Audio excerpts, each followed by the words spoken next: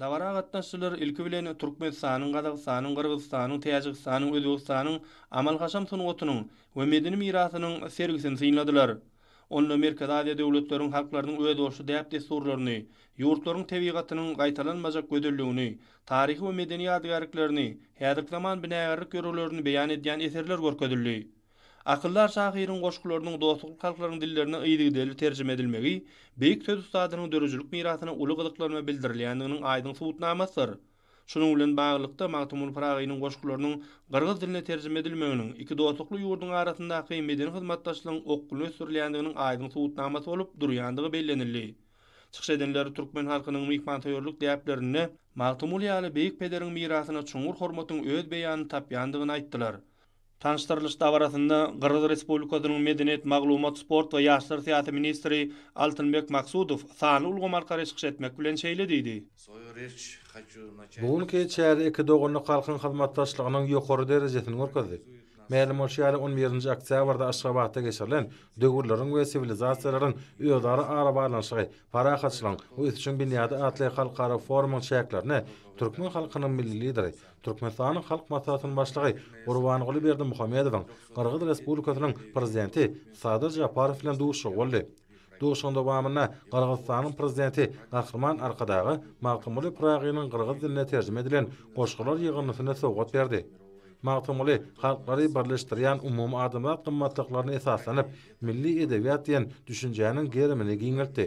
Şunun bilen baglykda şu tanıştyrış dawrasyna nusgawy edebiýata akyl ýetirmek, öýdary hormat goýmak ýörelgesini wagt etmek hemde milli edebiýatlaryň ähli mirasy giňden goşulmagynyň zerurdygyny çuňur düşünmäge ýardam bermek boýunça möhüm başlangyç hökmüne garamak bolar. Belenşýärli Magtumly sebitiň medeni taýdan ötmegine uly goşun goşdy we Türkmenistanyň edebi hemde milli öýdüşçüligini öçmejek ýyl galardy. O mirasy dünýäniň dörli künjeklerinde ýaşaýan adamlary uluklandyrmagyny dowam edýär. Halkary dost soňlyga çagyran şahyryň edebi mirasy häzirki günde öýdary medeni alşmalara ýardam berýär. Magtumly Paragynyň goşgularynyň qyrgyz diline neşir edilmegi, taryh kökleriniň we ruhy ahlak gymmatlyklarynyň umumlygy bilen baglanşan qyrgyz we türkmen halkynyň medeni amsan perwer gatnaşyklaryna möhüm ähmetli bolar. Iki ýurduň arasyna gatnaşyklaryň ötdürmegine ulun berýäni üçin Türkmenistanyň çuňur hormatlanan prezidentine we türkmen halkynyň milli lideri Gahryman Arkadagy hoşallyk bildirýär. Sag bolun. Magtumulynyň dörüjülük mirasy Merkez Aziýanyň edebiýatynyň we dünýä medeniýetiniň taryhynda aýratyn orny elýär. Onuň şygyrlary türkmen halkynyň baý edebi mirasynyň, şeýle hem insanperwerlik gymmatlyklarynyň nyşany ugrly. Magtumulynyň dörüjülüginde watana söýgü, adam mertebetine hormat, deňlik we adalatlyk ýaly temalar açylyp görkezilýär. Hut şeýle taglimatlar öýdary düşünmek we hormat goýmak köprüsi bolup halklary we medeniýetleri baýlaşdyrýar. Magtumul Paragynyň goşgularynyň qyrgyz diline terjime edilmegi diňe bir medeni üstünlük bolmak bilen çäklenmän. Eýdem iki halkyň arasyndaky köp asyrlyk gatnaşyklaryň hem subutnamasydyr diýip çykyş edenler aýtdylar. Magtumuly halklary birleşdirýän umumy adamlar gymmatlyklaryny esaslanyp milli edebiýat diýen düşünjäniň gerimini giňeltdi. Şunu bilen baglykda şu tanıştyrylış dawrasyna nusga edebiýata akyl ýetirmek, öýdary hormat goýmak ýörelgesini wagt etmek hemde milli edebiýatlaryň ähli mirasy giňden goşulmagynyň zerurdygyny çuňur düşünmäge ýardam bermek boýunça möhüm başlangyç hökmünde garamak bolar diýip çykyşlardan öňtäldi. Magtumulynyň dörüjüligi dost we hoş niýetlik adamlar barada alada insanyň ahlak gödelligi ýaly ýörelerden göz başalýar we medeniýetleriň arasynda gatnaşlar giňeltmek dünýäniň ýurtlarynyň hemde halklarynyň ýakynlaşmagy üçin köprü bolup hyzmat edýär.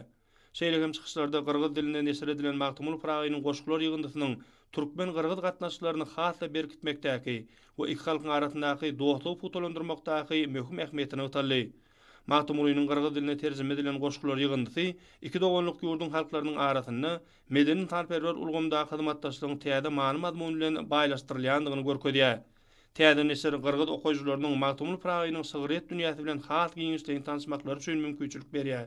Hemde onu şahyryň belent adamkärçilik häsiýetlerini wasp edýän onlarça goşgusy ýerleşdirilipdir.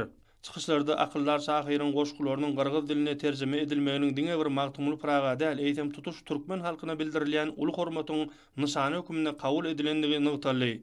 Şeýlelikde Magtymul Pragynyň goşgularynyň gyrgyz dilinde neşir edilmegi, taryh kökleriniň we ruhy ahlak gymmatlyklarynyň umumlygy bilen baglanşýan halklaryň medeni ynsanperwer gatnaşyklaryny täze takypany açdy.